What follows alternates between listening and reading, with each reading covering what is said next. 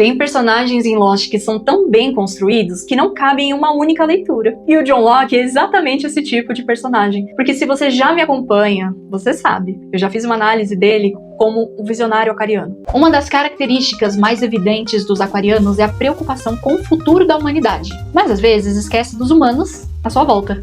E o Locke, ele quer salvar a ilha. Pra ele, salvando a ilha, ele vai salvar a humanidade. Ele crê nisso. E faz sentido. Faz muito sentido. Aquele homem deslocado, incompreendido à frente do próprio tempo, acreditando em algo que ninguém mais consegue enxergar. Só que tem uma camada ali, mais emocional, mais crua, mais impulsiva, mais perigosa.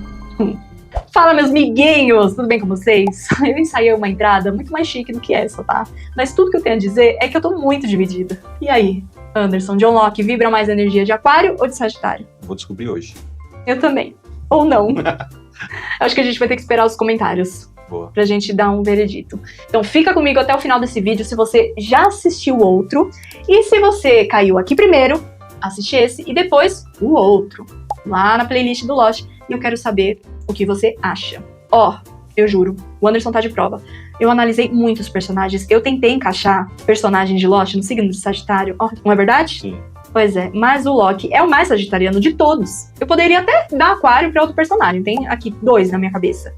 Mas eu não daria Sagitário pra outro personagem. Talvez, muito talvez, a Rousseau. Mas a história dela não foi tão explorada quanto a história do John, que pra mim, dos flashbacks, eu acho que a história dele é a mais chocante. E é exatamente por isso, por ele ser tão bem construído, que a gente precisa revisar ele por outro ângulo. E é exatamente isso que eu vou fazer com vocês agora. Então, nesse vídeo, a gente não vai mais falar de comportamento, porque eu foquei muito no comportamento dele, né? No outro vídeo. A gente vai falar de necessidade de sentido. Isso define a vida inteira do Locke. Desde os flashbacks, antes mesmo da ilha, a gente vê um homem que precisa acreditar que existe algo maior esperando por ele. Que a vida dele não é só dor, rejeição e abandono. Ele não quer só viver, ele quer que a vida dele signifique alguma coisa. E é por isso que ele põe significado em tudo. E isso na astrologia psicológica, bem lá no estilo de Liz Greene, é o coração de Sagitário. Só que quando essa necessidade não é sustentada internamente, ela vira dependência. E o Locke é dependente da fé. Ele não aceita a própria limitação. Ele não aceita a ideia de que aquilo é só isso. Ele precisa acreditar que existe uma virada, que existe um propósito escondido. E quando o avião cai e ele volta a andar, acabou, filho. Ali nasce um sagitariano completamente entregue à ideia de destino. O senhor pode ir para Sydney por nossa conta. É o que eu posso fazer. Não, eu não quero voltar para Sydney. Olha, eu tô me preparando para isso há anos. Deixa eu entrar naquele ônibus, eu posso fazer isso. Não, não pode.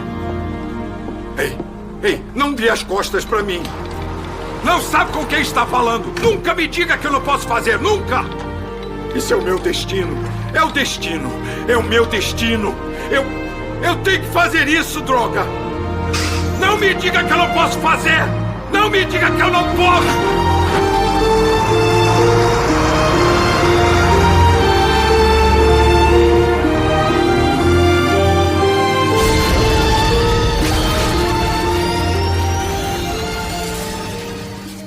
O que ele sente não é gratidão, é confirmação. É como se o universo finalmente tivesse dito pra ele: você estava certo o tempo todo, John. E eu acho que é aí que começa o ciclo perigoso do Locke, porque ele não questiona mais, ele acredita cegamente. A escotilha não é só um mistério, é um chamado. A ilha não é só um lugar, é uma entidade. E ele não tá só sobrevivendo, ele tá sendo escolhido. Isso é Sagitário na sua forma mais intensa, a conexão com algo maior. Mas também na sua sombra mais profunda, a necessidade de que esse algo maior valide a própria existência. E olha como isso se repete. Quando ele perde a fé, ele desmorona. Quando ele acredita de novo, ele renasce. Não existe um meio termo ali no John Locke. E isso fica muito claro naquele momento que ele bate na escotilha, desesperado, pedindo um sinal, e a luz acende. Eu fiz tudo o que você quis, então por que está fazendo isso comigo?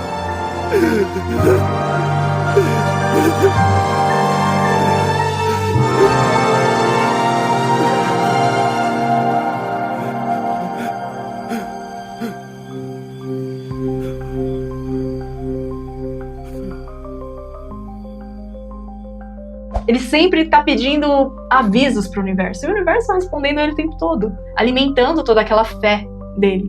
Aquilo ali não é coincidência pra ele, é resposta. É um sagitariano que acredita ter recebido uma resposta. Aí ele fica alimentando toda essa crença. Ele atrapalha todo mundo, não deixa ninguém sair da ilha, né? Ele acredita demais que ninguém tem que ir embora. Só que o problema do Loki nunca foi acreditar. Foi terceirizar o sentido da própria vida. Dele e dos outros.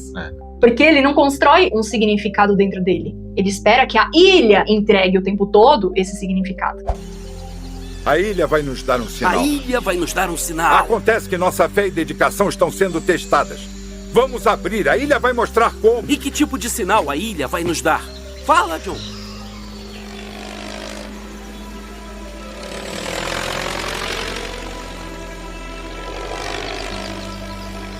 Você viu aquilo?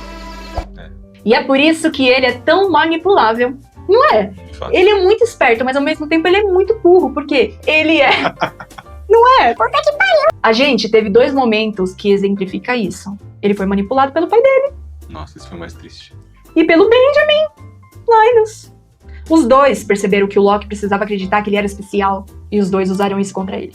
O Loki cai nisso, repetidamente. Mas ao mesmo tempo, e é isso que torna ele tão fascinante, na minha opinião, tem uma pureza ali, uma entrega, uma fé quase infantil, no sentido mais cru da palavra. Ele acredita sem ironia, sem proteção. E isso, num mundo como o de Lost, é um periguinho, meu amigo, um perigo. Por quê? Fé sem estrutura vira vulnerabilidade. E a trajetória dele mostra isso de forma brutal. Quando ele tenta convencer lá os 6 da Oceânica a voltar, e aí ele percebe que ninguém vê o que ele vê, que ninguém não tá nem aí pra aquilo que ele acredita. Quando ele vê que ele não consegue sustentar aquele papel de escolhido, de que ele faz parte, junto com os outros, de algo maior, aquilo acaba com ele. Jack, como me encontrou? Você sofreu um acidente de carro, foi trazido ao meu hospital. O que está fazendo aqui?